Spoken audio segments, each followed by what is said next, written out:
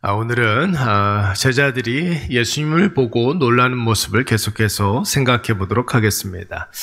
어제 우리는 추수감사주일을 보냈습니다.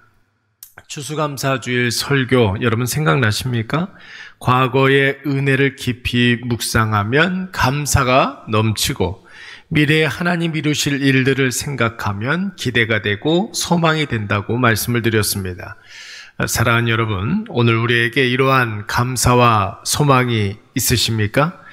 어제 강조하여 말씀드리기를 우리 마음속에 지난날 풍성했던 은혜로 감사하고 앞으로 하나님의 약속이 이루어질 것을 우리가 소망하면 그 사람은 행복한 성도라고 했습니다.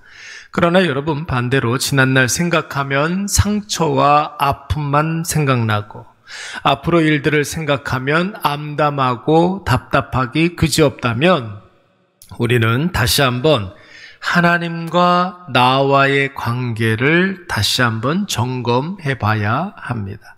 하나님과 나와의 관계가 흔들리게 되면 그 즉시 우리 마음속에 불평과 두려움이 엄습하게 되는 것입니다.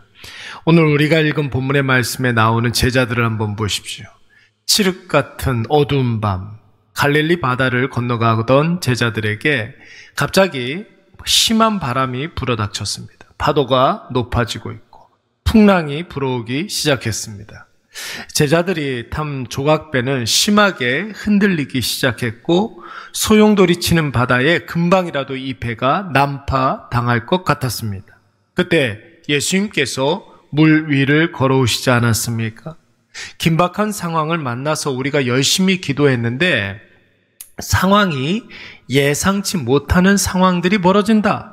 여러분 그 일들은 성령께서 하시는 일임에 틀림이 없습니다. 긴박한 상황 가운데 우리가 열심히 기도했다. 그런데 상황이 바뀐다. 그럼 여러분 하나님께서 그 일들을 지금 손대고 있는 것입니다.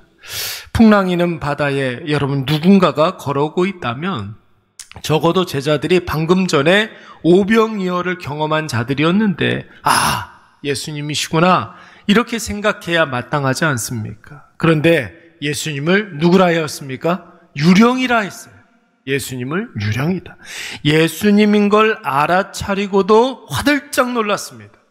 예수님 친히 안심하라, 내니 두려워하지 말라 예수님의 음성으로 말씀했는데도 그리고 예수님이 제자들이 탄 배에 올라타셨는데도 바람이 그쳤는데도 제자들은 51절 말씀해 보니까 마음에 심히 놀랐다 이렇게 고백하고 있습니다. 풍랑의 상황이고 배가 난파당할 상황이라 제자들이 그럴 수도 있겠지라고 100번 양보를 해도 여러분 예수님이시라는 것을 확인했어요. 예수님이 안심하라 말씀도 하셨어요. 예수님이 제자들이 탄 배에 올라타셨어요. 예수님께서 배에 올라타자마자 바람이 그치고 풍랑이 그쳤습니다. 그러면 여러분 우리 같으면 어떻게 해야 되겠습니까? 당연히 예수님을 반가워하고 예수님의 손을 잡고 감사해야 하고 예수님 함께 하심을 찬양해야 하는데 예수님의 제자들은 여전히 지금 놀라고 있습니다.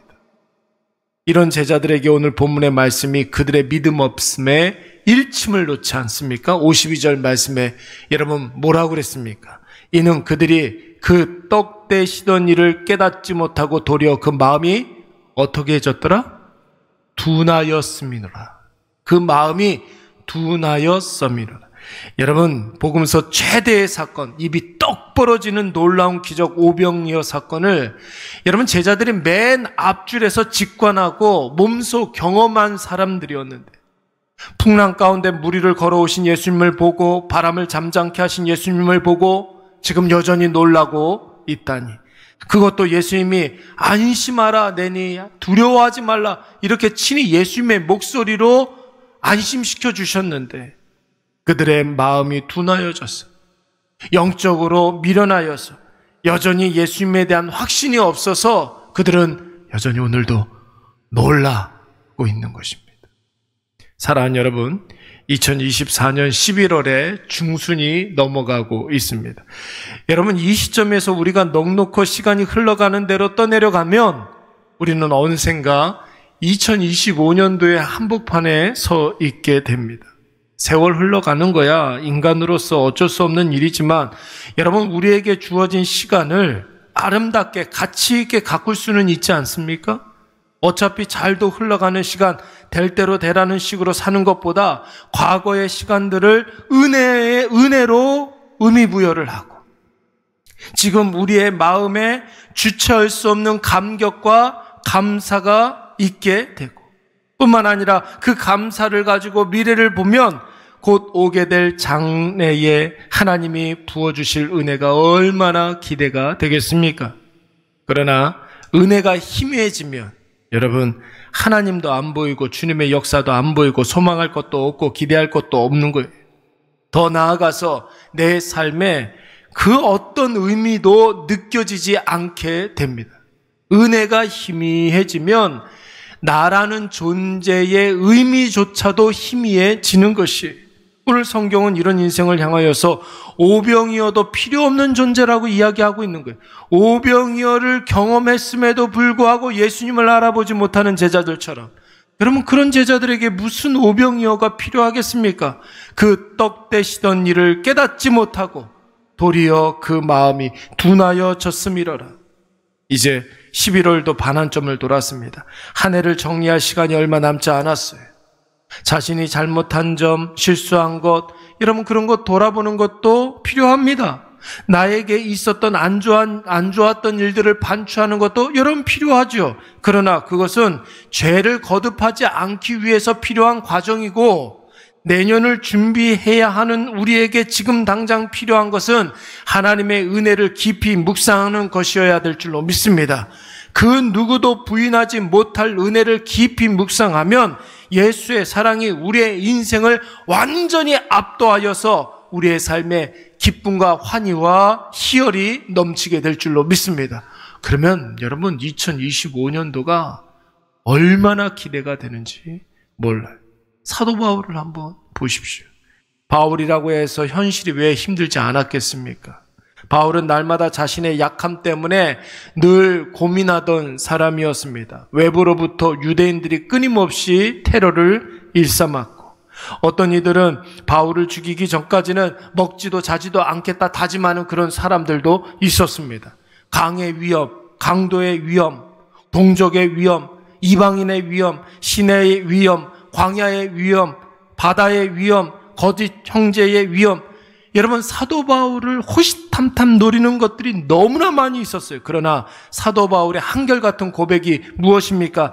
내게 받은 은혜가 이미 족하다.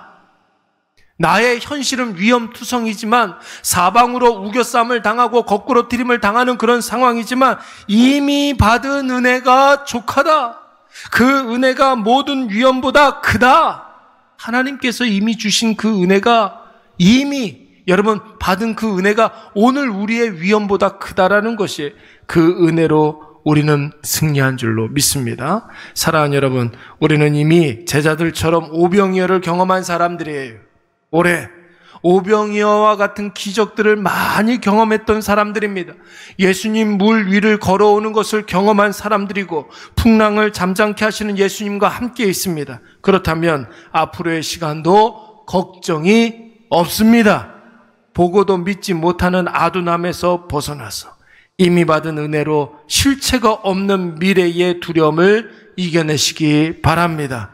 오늘은 이미 받은 은혜의 열매이고 오늘은 보장받은 승리의 시작점인 줄로 믿습니다. 우리 말씀